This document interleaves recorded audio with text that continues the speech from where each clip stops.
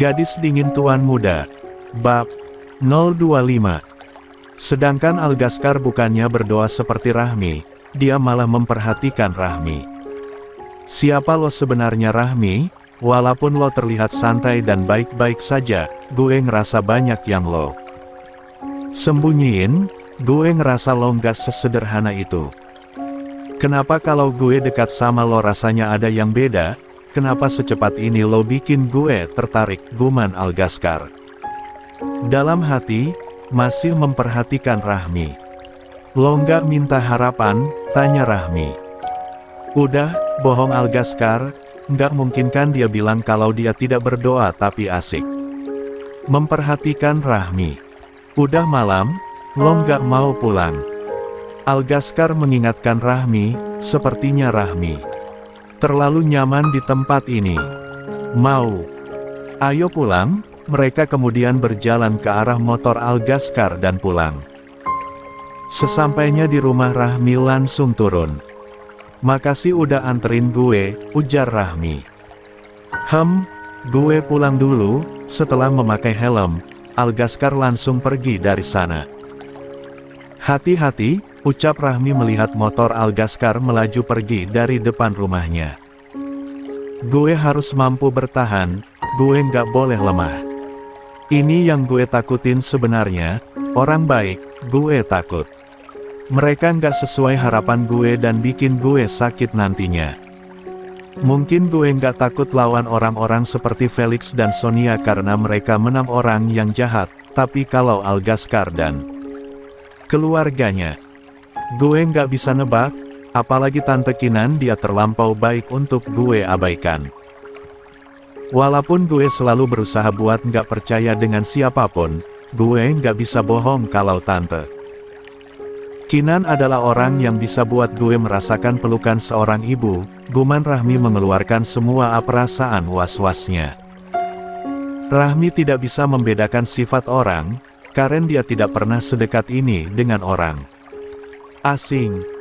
Setelah bermonolog sendiri, Rahmi kemudian masuk ke dalam rumah untuk istirahat. Sekarang Rahmi sudah tidak sebebas dulu buat keluar rumah, dia diincar oleh orang-orang suruhan Felix dan Sonia. Dia harus berhati-hati. Keesokan paginya di rumah Aksara saat ini 3 orang sedang sarapan bersama. Ayah kapan pulang mah? Tanya Naila di sela sarapannya. Ayah udah di jalan bentar lagi kayaknya sampai, katanya dia di sana 1 minggu. Tapi tiba-tiba dia hubungin mama semalam kalau dia udah mau pulang pagi-pagi, jelas Sonia. Mungkin kerjaan ayah udah selesai, tebak Brian, yang diangguki mereka. Mungkin aja, tapi agak aneh kenapa harus buru-buru sampai pagi banget, heran Sonia. Tidak biasanya suaminya akan pulang mendadak, dia juga meminta Sonia untuk tidak kemana-mana dan menunggunya. Aku udah selesai, aku berangkat dulu mah, ujar Naila. Aku juga udah selesai. Brian ikut beranjak dan pamitan. Iya, kalian hati-hati ya. Sonia kemudian mengantar mereka sampai depan dan melihat mereka pergi dengan kendaraan masing-masing. Setelah mereka pergi Sonia berniat masuk. Mending aku tunggu di dalam aja. Belum sempat Sonia berbalik sebuah mobil masuk ke dalam pekarangan rumah. Melihat mobil suaminya datang Sonia mengurungkan niatnya untuk masuk, dia menghampiri sang suami yang baru saja turun dari mobil. Mas udah datang? Tanya Sonia sambil mengambil tas kerja sang suami. Balas Tuan Aksara, lalu berlalu dari sana. Meninggalkan Sonia yang bingung dengan sikap dingin sang suami. Karena rasa penasaran Sonia menyusul Tuan Aksara masuk. Dia melihat sang suami sedang duduk di ruang tamu, Sonia langsung saja menghampiri. Mas kamu kenapa? Kamu capek? Ayo sarapan dulu baru istirahat, ajak Sonia berniat. Menarik tangan sang suami untuk ke meja makan. Plak! Sebuah tamparan keras mendarat di wajah mulus Sonia. Mas, kaget Sonia tidak mampu berkata-kata, mendapat tamparan dari sang suami. Baru kali ini Tuan Aksara bermain fisik dengannya. Kenapa? Kamu tanya kenapa? Tuan Aksara kemudian melemparkan ponselnya ke arah Sonia, dan ponsel itu mengenai kepalanya dan Sonia langsung menangkap ponsel itu agar tidak terjatuh. Lihat itu! Lihat! Teriak Tuan Aksara lagi membuat Sonia kembali terkejut.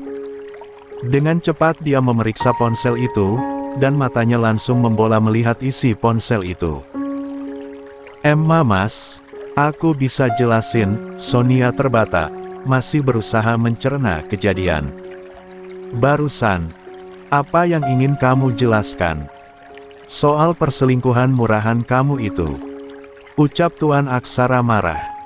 Sonia, seharusnya kamu bersyukur, saya mau menikahi perempuan murahan seperti kamu. Hardik Tuan Aksara kejam. Mas, ini nggak seperti yang kamu lihat, mohon Sonia sambil menangis. Aku bisa jelasin, aku mohon dengerin aku dulu. Sekali jalan akan tetap jalan. Emosi Tuan Aksara semakin menjadi, saya menyesal menikahi perempuan murahan seperti kamu. Enggak mas, enggak. Ini pasti fitnah. Aku akan buktiin kalau ini fitnah, pasti. Pasti foto sama video itu editan. Aku akan buktiin mas, aku mohon beri aku kesempatan, tangisan. Sonia semakin keras sambil bersujud. Editan. Kamu mau membodohi saya lagi? Tuan Aksara sudah mulai meredakan emosi yang sudah dia tahan sejak kemarin. Tidak mas, aku akan buktiin kalau itu cuma editan. Kamu nggak tahu kan siapa yang kirim foto-foto dan video itu? Bisa jadi dia hanya ingin merusak rumah tangga kita, Sonia. Sudah berdiri dan berusaha menjelaskan.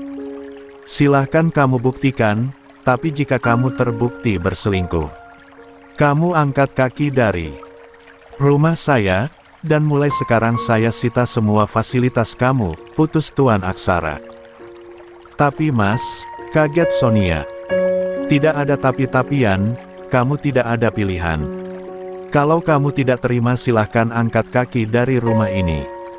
Tuan Aksara langsung meninggalkan ruang tamu dan kembali ke kamarnya. Kini hanya tinggal Sonia sendiri di ruang tamu dengan segala emosinya. Arur, siapa yang berani main-main dengan aku? Teriakan Sonia, tidak terima. Aku tidak bisa seperti ini, aku nggak mau kehilangan segala kemewahan yang aku dapatkan dengan susah payah, gumam Sonia dengan tangan terkepal. Apa ini kerjaan anak sialan itu? Tapi bagaimana mungkin dia tahu? Sedangkan aku sudah bermain dengan sangat rapi, monolog Sonia sendiri. Tapi dia bahkan bisa mencari tahu soal kematian ibunya. Sonia mengacak rambutnya frustasi. Sialan kamu Rahmi, aku pasti akan menghabisi kamu anak sialan. Harusnya aku bunuh kamu dari dulu, bukan malah setuju saat ayah kamu ingin merawatmu. Sonia menyesal karena terlalu menganggap remeh keberadaan Rahmi. Dan dia sadar betul sang suami Tuan Aksara tidak akan segan-segan menyakiti orang yang mencari masalah dengannya. Makanya Sonia cukup berhati-hati dalam bertindak, dia tidak ingin memancing amarah sang suami. Tapi sekarang bahkan dia akan sulit mengambil kepercayaan sang suami lagi. Sedangkan Rahmi saat ini sedang melihat pertengkaran mereka lewat CCTV yang pernah dia pasang. Ternyata ada tontonan menarik, ujar Rahmi tersenyum miring. Jangan harap setelah ini hidup kamu akan tetap bahagia Sonia. Setelah melihat tontonan itu, Rahmi segera berangkat. Hari ini dia tidak menggunakan motor lagi. Dia menggunakan angkutan umum. Dia harus bisa menghindar untuk sementara waktu. Dia akan tetap membalas mereka secara diam-diam, belum saatnya untuk melawan mereka secara terbuka. Udah sampai? Tanya Rahmi datar pada supir angkot. Belum non, tapi angkot hanya bisa sampai halte ini aja. Jelas sang supir. Terus saya naik apa? Yang lain kaki biasanya, jawab sang supir. Rahmi langsung saja turun dari angkot dan berjalan ke kaki. Tiba-tiba dari arah belakang ada motor yang melaju kencang ke arahnya. Untungnya Rahmi punya kepekaan yang cukup tinggi, jadi dia bisa menghindar dengan cepat. Brum ciit brak. Motor itu menabrak tiang dan menyebabkan pengendaranya terjatuh. Rahmi yang melihat itu langsung menghampiri. Untungnya pengendara itu tidak terluka parah. Saat akan mengendarai motornya kembali untuk pergi dari sana, Rahmi langsung saja menahannya. Mau kemana lo? Tahan Rahmi, orang itu tidak bisa kabur lagi. Lepasin gue, berontak orang itu berusaha lepas dari cengkraman Rahmi. Karena tidak bisa, dia langsung berbalik dan siap menyerang Rahmi. Rahmi yang sadar langsung saja melepaskan dan mundur. Orang itu langsung menyerang Rahmi dan terjadi perkelahian. Bak-bak. Rahmi terus menghindar dari serangan orang itu, melihat ada kesempatan Rahmi balik menyerang membabi buta. Bak-bak. Serit krak arurt. Rahmi berhasil menendang perutnya dan menginjak kaki orang itu. Kemudian mengunci pergerakannya. Mau apa lo? Lepasin gue, berontak orang itu lagi. Enggak, gue tahu lo berniat buat celakain gue. Sekarang gue tanya, siapa yang sudah nyuruh lo? Tanya Rahmi dingin semakin menahan orang itu. Lo nggak perlu tahu, sekarang lepasin gue, berontak orang itu tetap tidak mau. Mengatakan, bilang siapa yang suruh lo, atau gue patahin tangan lo, ancam Rahmi sambil menemani pergelangan tangan orang itu. Membuatnya berteriak. Arur, lepas, rinti orang itu saat Rahmi semakin menekannya. Ngomong. Gertak Rahmi. Gue hitung sampai 3. Kalau lo nggak mau ngomong gue patahin tangan lo, ujar Rahmi dengan aura semakin dingin. Oh oke, lepasin gue dulu. Orang itu mulai mengalah dan minta dilepaskan, tapi Rahmi tidak peduli dan tetap tidak melepaskan. Tinggal sebut satu-satu nama, gue lepasin. Susah banget sih, kesal Rahmi, semakin menekan tangan orang itu ke aspal. Sonia, ujar orang itu terbata. Sonia. Guman Rahmi datar, kemudian tersenyum miring. Rahmi, panggil seseorang membuat Rahmi langsung mendongak melihat orang yang memanggilnya. Ai, guman Rahmi.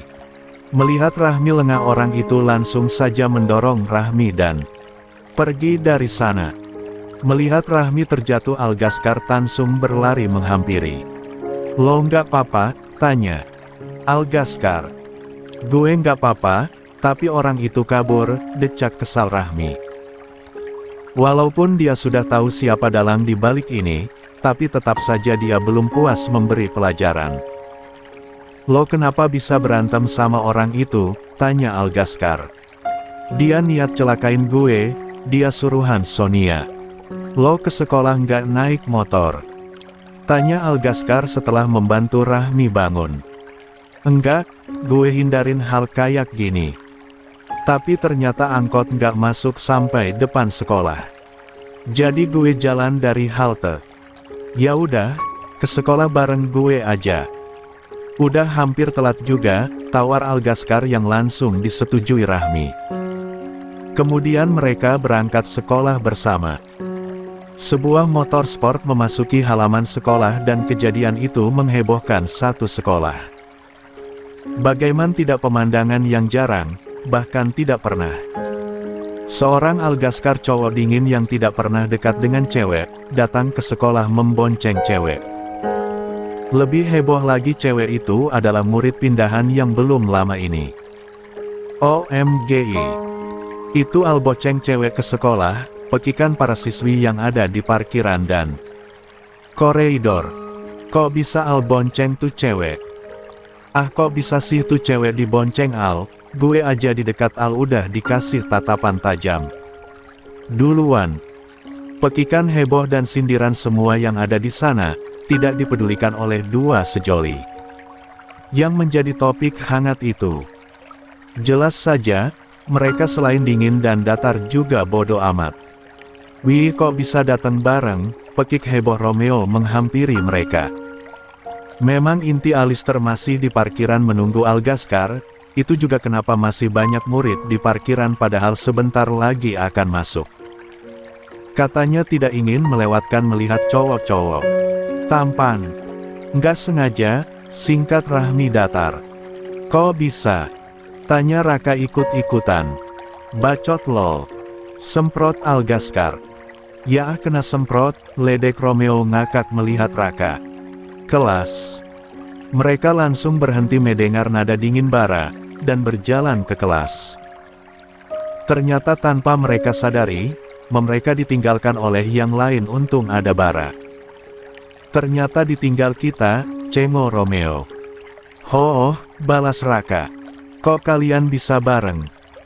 Tanya Karel pada Algascar. Saat ini mereka sudah sampai di kelas, dan sudah duduk di kursi masing-masing. Ketemu di jalan, singkat Algascar datar. Mereka cuma mengangguk mengerti, tidak melanjutkan pertanyaan lagi, karena mereka tahu Algascar adalah orang yang irit bicara. Ternyata kedatangan mereka ke sekolah bersama menjadi perembicaraan seantero sekolah. Terbukti saat jam istirahat Rahmi mendapat tatapan aneh dan sindirian dari anak. Anak di sepanjang koridor, Rahmi tidak ambil pusing, dia terus berjalan ke arah kantin. Saya pesan bakso 1, pesan Rahmi pada penjual bakso. Baik non, tunggu sebentar, jawab ramah penjual bakso. Rahmi kemudian berjalan mencari tempat untuk duduk. Rahmi memilih tempat duduk di sudut kantin. Sambil menunggu pesanannya datang, Rahmi bermain ponsel. Dia tidak sadar bahwa sekarang dia menjadi bahan perbincangan di kantin, karena Rahmi anak yang cuek jadi dia tidak berusaha untuk mendengar apa yang mereka bicarakan. Brak! Tiba-tiba ada yang menggebrak meja Rahmi. Rahmi biasa saja tidak kaget. Dia mendongak dengan santai menatap beberapa siswi yang berpakaian ketat dan make up cukup tebal. Oh, jadi ini cewek murahan yang dibonceng Algascar tadi pagi.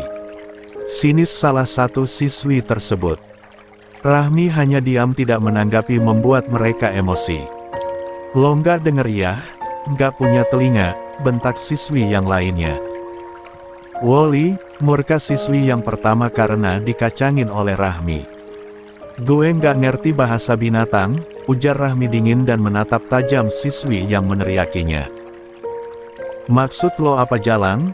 Lo nuduh kita binatang, bentak siswi yang bernama Tek Silvi. Sepertinya dia ketua mereka karena penampilannya paling mencolok dan semua yang melekat di tubuhnya barang-barang branded.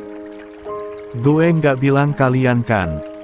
Santai Rahmi, membuat mereka naik pitam. Melihat pelayan membawa nampang bakso dan minuman milik Rahmi, siswi yang bernama Silvi itu kemudian tersenyum miring. Dan mengambil gelas berisi minuman lalu menyiramnya di atas kepala Rahmi. Rahmi yang mendapat perlakuan itu, tidak ada lagi raut santai, tatapannya semakin menajam. Ia mendongak menatap mereka satu persatu dengan dingin. Mereka yang mendapat tatapan dari Rahmi langsung tersentak kaget dan mereka agak takut. Tapi karena tidak ingin terlihat kalah, Silvi tetap berani melawan Rahmi.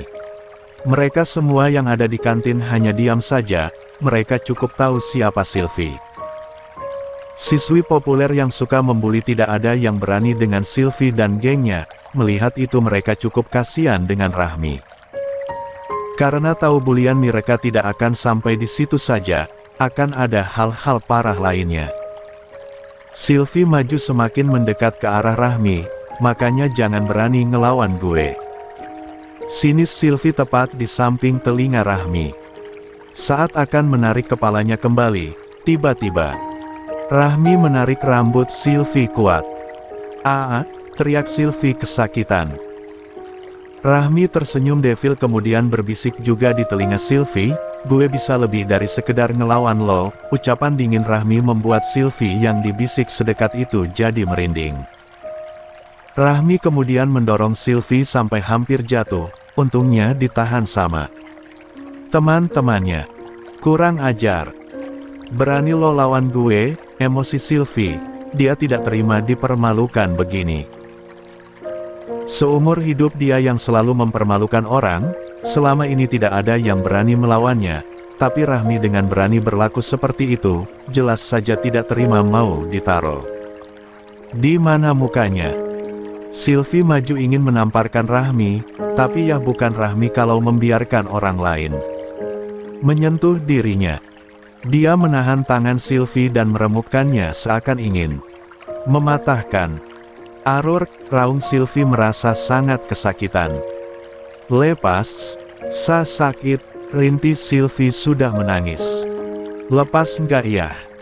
Ujar Rahmi santai seolah berpikir. Kalau gue lepas, lo bisa jamin baju sama rambut gue kembali kering dan bersih dari kotoran karena tangan cantik lo ini. Gue mohon Sylvie sudah sangat kesakitan, tangannya sudah seperti patah. Rahmi yang melihat muka pucat Sylvie, langsung melepaskannya.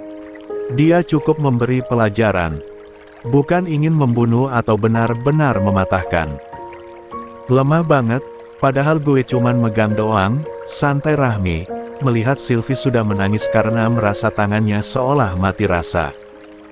Pergelangan tangan Sylvie yang dicengkram Rahmi sudah membiru kehitaman. Teman-teman Sylvie langsung membawa Sylvie pergi dari sana menuju ke UKS. Setelah Sylvie dan teman-temannya pergi, kantin kembali tenang seperti sebelumnya. Rahmi juga sudah memesan minuman yang lain, walaupun baju dan rambutnya agak basah tapi dia tidak peduli. Rahmi sangat lapar jadi bersih-bersihnya nanti aja setelah selesai makan. Kejadian itu tidak hanya disaksikan oleh siswa-siswi di kantin, tapi inti Alistair juga sedari tadi melihat kejadian itu. Mereka ke kantin untuk makan, tapi siapa sangka mereka melihat kejadian seperti tadi.